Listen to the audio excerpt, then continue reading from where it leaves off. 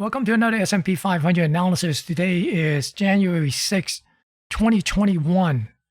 Today, the market, the S&P 500, made a new all-time high, but unable to close with a new high due to some chaotic stuff happening in Washington, D.C.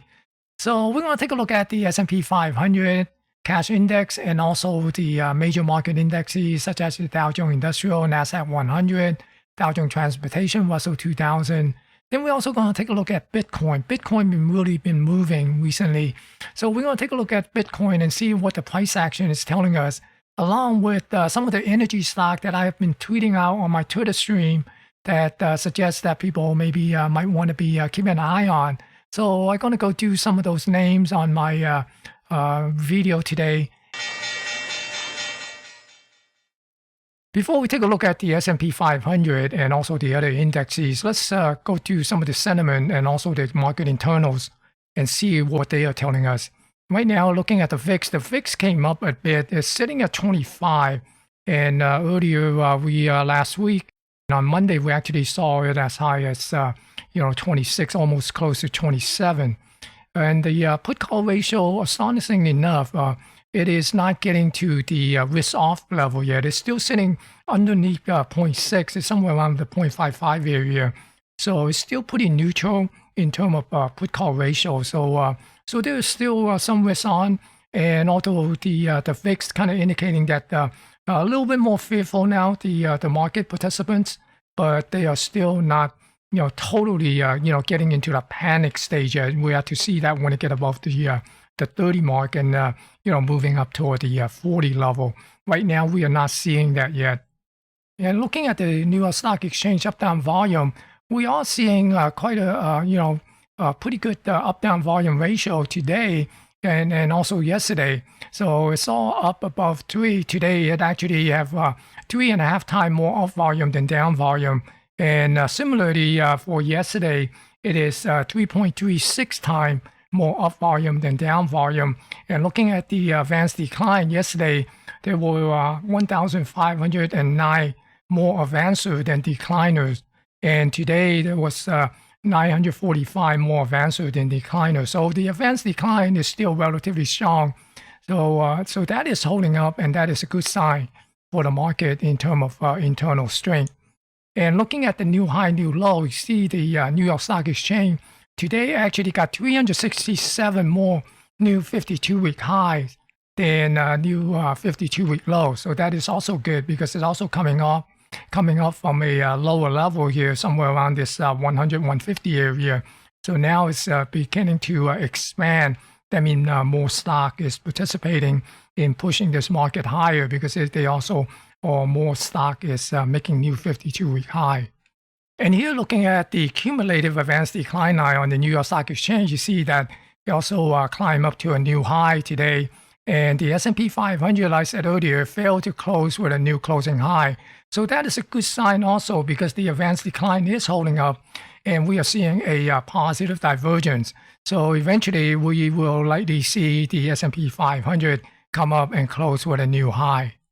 And now looking at the Nasdaq market, we also saw the Nasdaq market up-down volume ratio, relatively decent. It's sitting at 1.6, but if you put it into context, you see that the Nasdaq 100 actually was down 1.4% today, closing down, the 179 point with a positive up-down volume ratio. It's almost, 1.7 times more up volume than down volume. So that is very positive. Today, with a 1.4% drop, there were 915 more advancer than decliner. So the advancer outnumbered the decliner. And yesterday, there were 1,606. So, the AD, the advanced decline, the AD advanced decline is still relatively strong for the Nasdaq market, even though the Nasdaq 100 index is down 1.4%. And look at this here, the new high, new low. There are 472 more new highs today than new low in the Nasdaq market, and this is the highest level for the last 6 months at least. So that is very, very telling here about the strength of the internal market for the Nasdaq. And looking at the advanced decline, you see the advanced decline is moving up to a new high while the Nasdaq 100 is actually putting a lower low. So that is also another positive divergence that the advanced decline, cumulative advanced decline line is telling us that after this rotation internally in the Nasdaq is done, then we could see this Nasdaq 100 will reverse back up. So that is very positive. So all in all, the sentiment and the internal still pointing a higher market to come. So don't be surprised to see more new high in the near future. Now let's take a look at the S&P 500, the index. But before I do that, just go to the, let me quickly run to the one of the tweets that I put out last night. Last night I saw this tweet from Barron and say, the probability of higher taxes and increased regulation, with the Democrat controlling the presidency and also the Congress, both, the Senate and the House of Representatives. And so I said, buy the F-dip as a new all-time high weight. And then I post later on, after a while, then I post this chart here, say, this morning, and I said, hope you bought the dip also. Watch for new high, because this right here is the previous Globex all-time high. Okay, that was made on, I believe, on January the 3rd.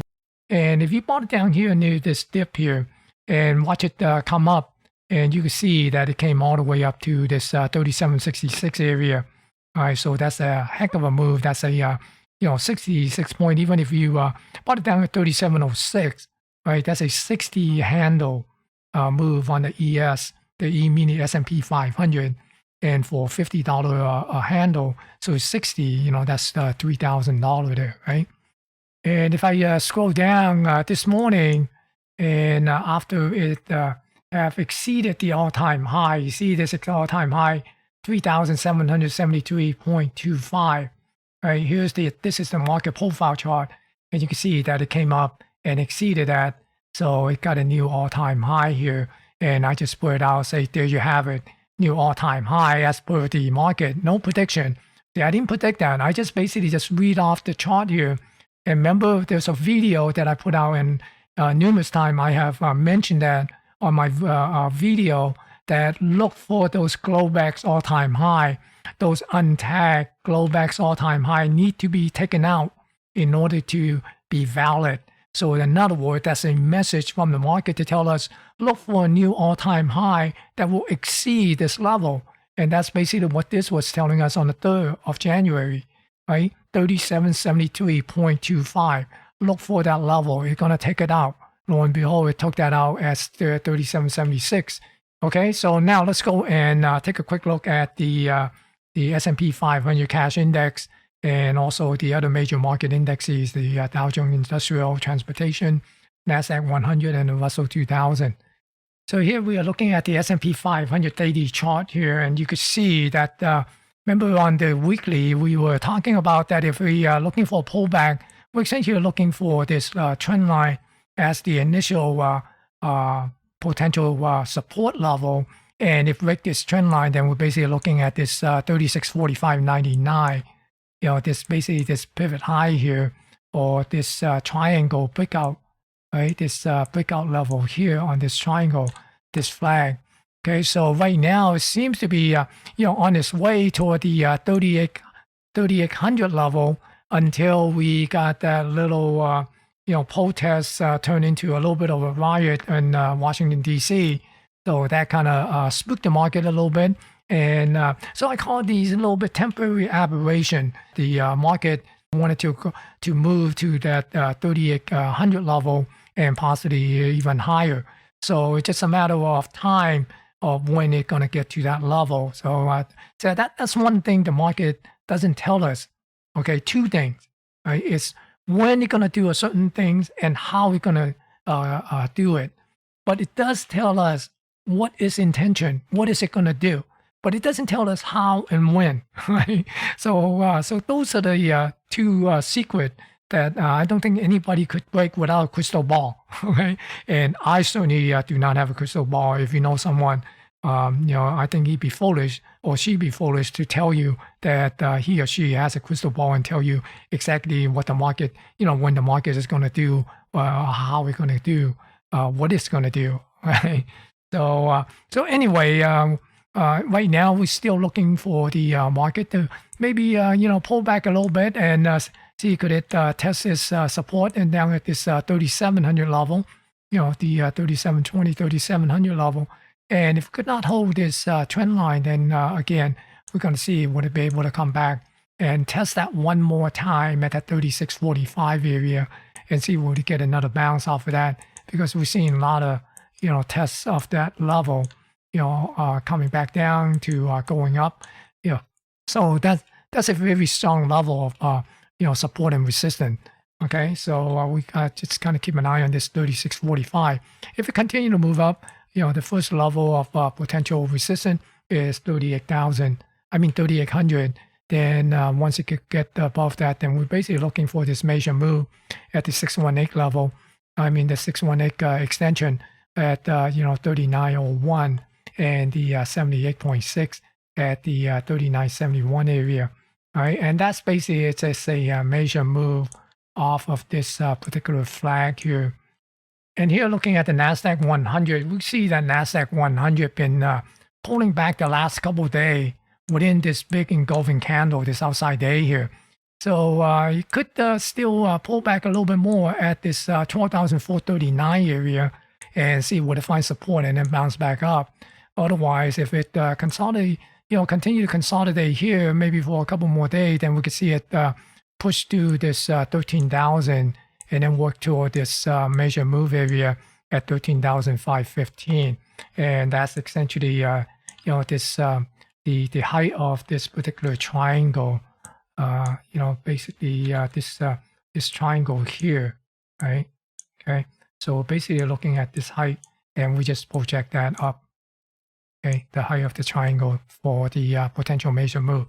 So those are some of the techniques that I use on new high territory where you have no prior level for potential resistance, a target level. It's not say this is the way to do it. It is one of the ways that I use for projecting some level. It's not like, yeah, it's going to go there. Well, it just identifies some potential level for you to keep an eye on. It could go anywhere. The market could do anything it wants, right? We have no control of that. So don't get too hung up on, say, why are you using this method? Why are you using Fibonacci extension? And why are you using, like Bollinger Band and all this other stuff, Hey, whatever works for you, okay? I'm not into those stuff. And so I have not developed a liking to those things or a comfort level of utilizing those other stuff. So, and I like to trade based on price action, pure and simple, right?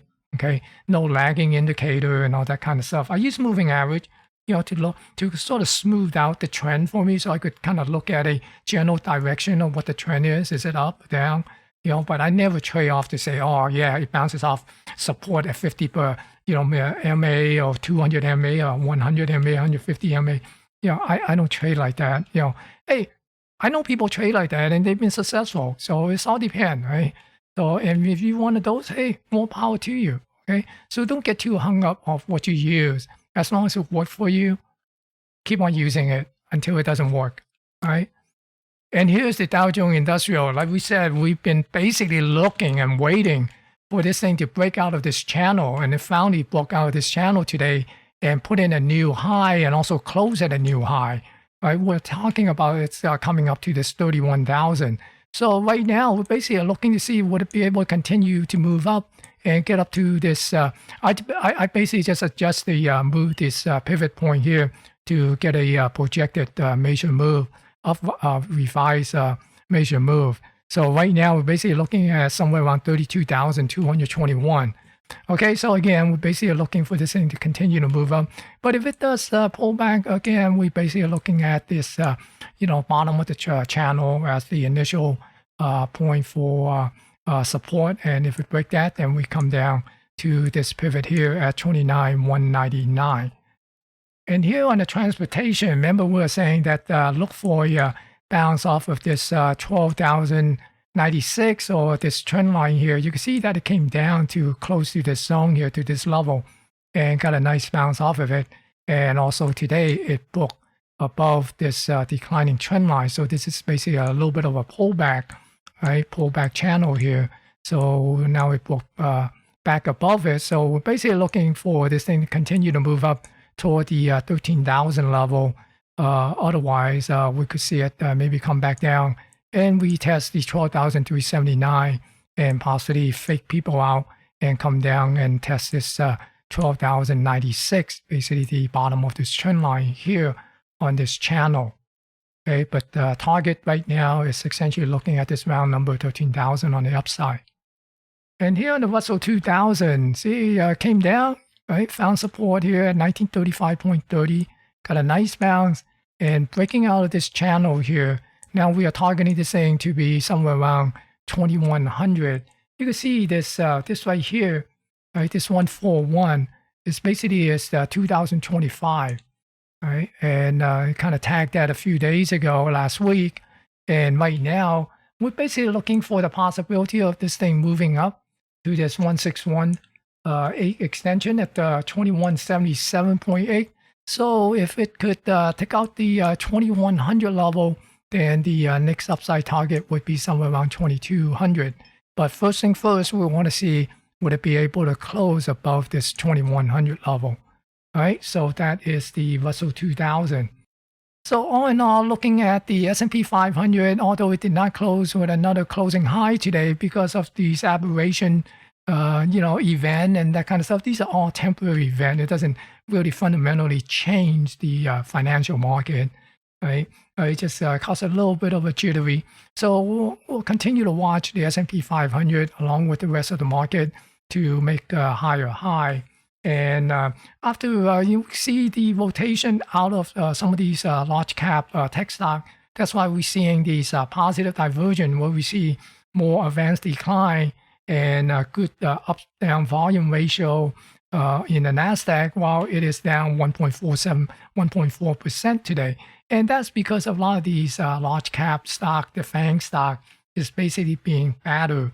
And a lot of them is being sold, and money is basically rotating out of those tech stock into other stock that has got to do with a little bit more of the economy reopening and the vaccine, the impending end of the pandemic. Now let's look at the energy stock that I have been tweeting on my Twitter stream.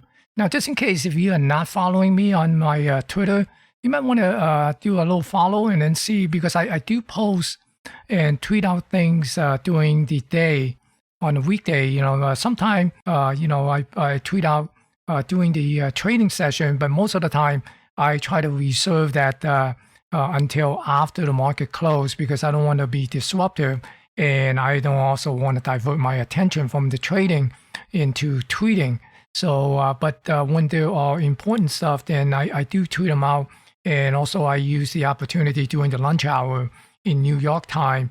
In other words, 9 o'clock, somewhere between 9 and 10 o'clock in the Pacific time, I do put out some tweet sometime.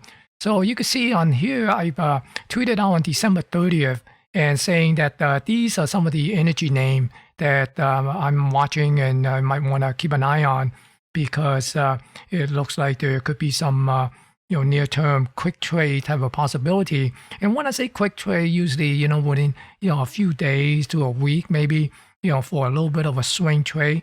Okay. So, and as a matter of fact, there's quite a number of them that actually could meet the profit and loss objective, the R&R, depending what your, trading plan is. So let's go and take a look at some of these stocks. So starting with CNX, the CNX Resources, as you can see that we're basically looking for pullback, and we could see that it's been consolidating, within this range here. Right? And right now, it seems like it's trying to break out of this range. And the latest pullback here kind of give me a little bit of a setup for me to, take a long here if, one want to look at this as a trigger and take a long and possibly get up to this upper range here and look for a breakout. And if it breaks out, then we could look at a potential 2R on the 1R that we are, risking. That's assuming that I'm putting a stop underneath this low here and getting in on the trade when it breaks above this high. So that's basically one of the possibility and essentially looking for this thing to break above this $11.88 $12 level, and eventually maybe it could get back up to this $14 area. So get a couple point. If you play this down here, then essentially you got 3, 4, 5 all possibly. If you're a breakout trader, then watch that $12 level for breakout, right? And if you're a short-term trader, then you could play this pullback here off the bounce of this potential support, and then play this bounce up to the breakout point, and maybe trail your stop, and let's see, get a little runner and run it up to see how far it could take you. All right, that's CNX. And the next one is Elg Resources. These are all energy stock names. Okay, again, we're basically looking at this this right here on this pullback here, right? And also looking for this breakout and come up. But as you can see, if you have played this, this support, bouncing off of this support here, then once you get up to this level, it's basically a 2R. If you're listing this as 1R, because right now you see today it actually move above this 2R level here. But if you're a swing trader and you want to trail it up and let that run, then you could have it maybe come up to this 62.5 and possibly get up to this level here, somewhere around the 66 area. So those are some of the possibility. And here's Hex Corporation. So again, the same thing.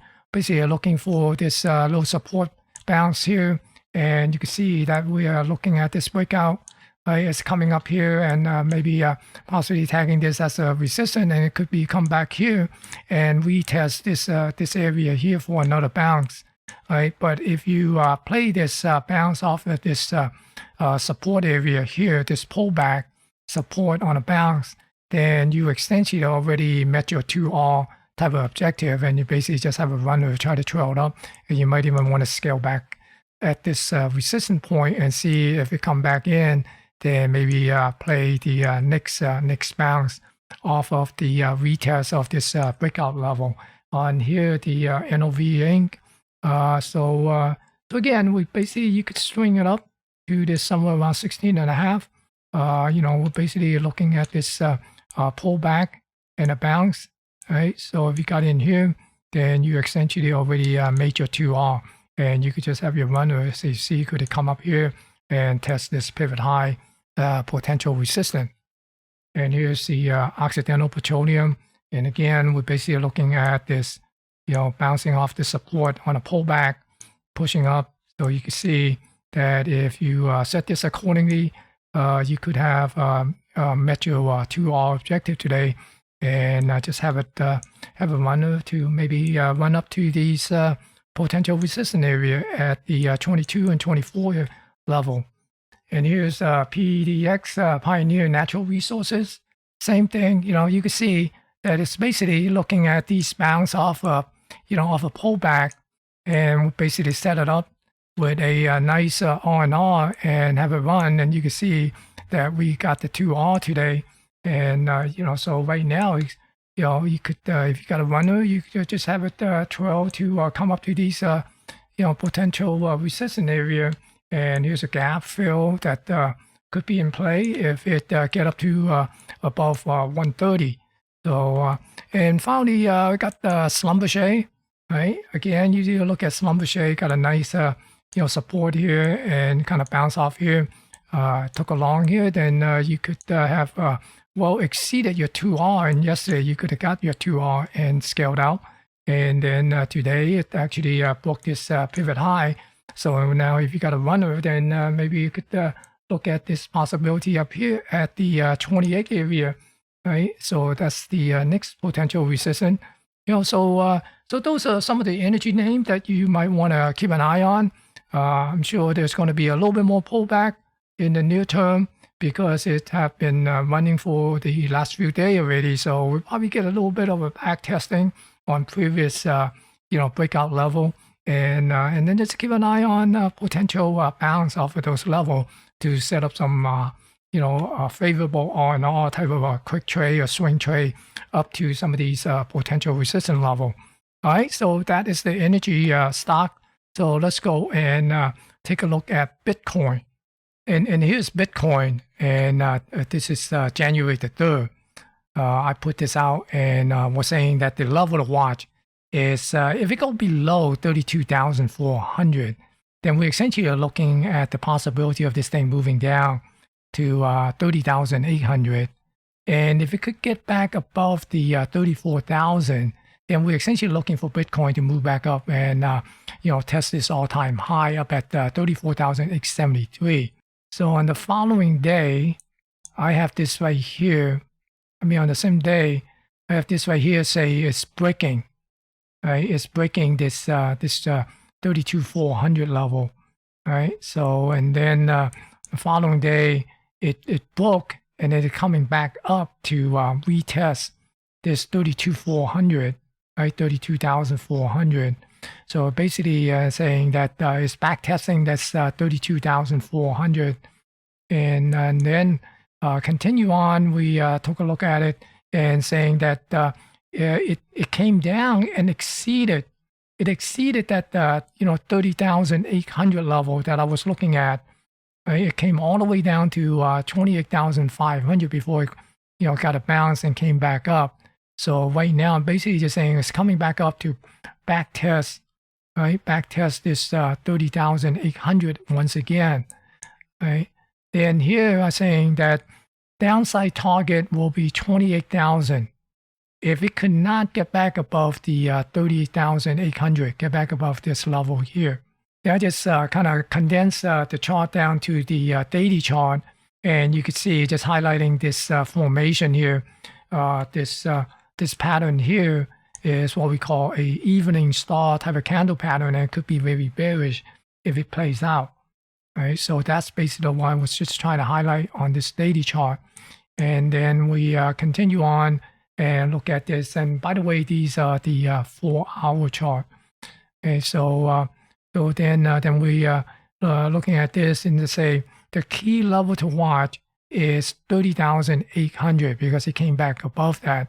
Right, if you could stay above the 30,800, then look for a visit. If it can't stay above this, then look for a revisit down here at the 28,000 level, because it got close to it last time when it dipped, but it did not come all the way down to that 28,000. So it found some early support here, but if it could not stay back above this 30,800, then the next time it come down, then we expect it to tag this 28,000 level.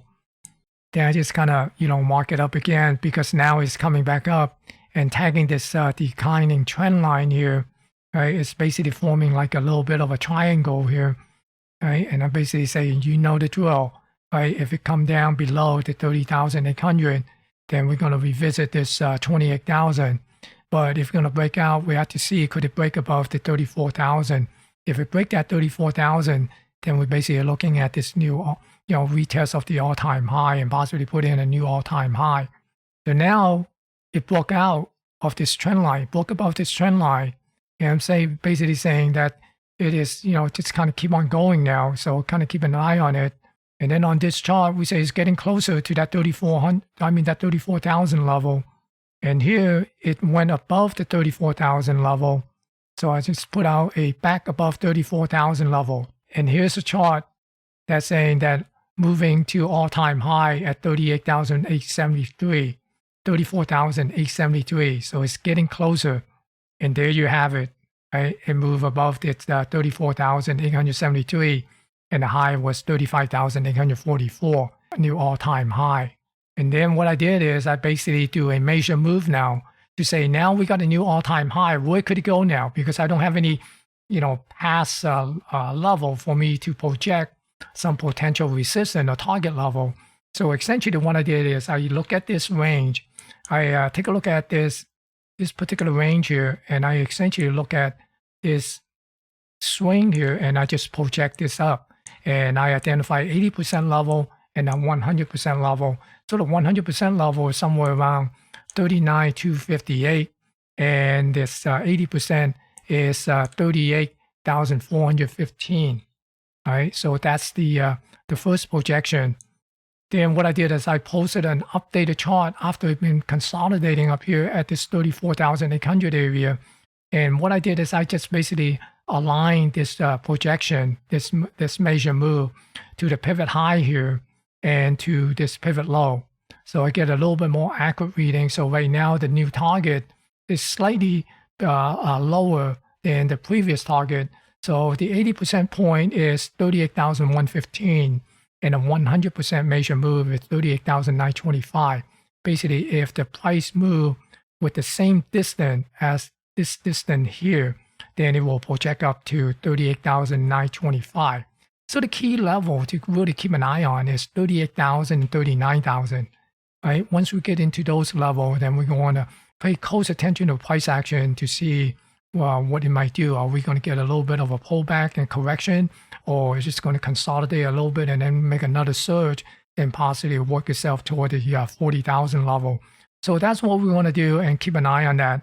Right? So right now, let's go and take a look at the latest chart on Bitcoin right after the close today.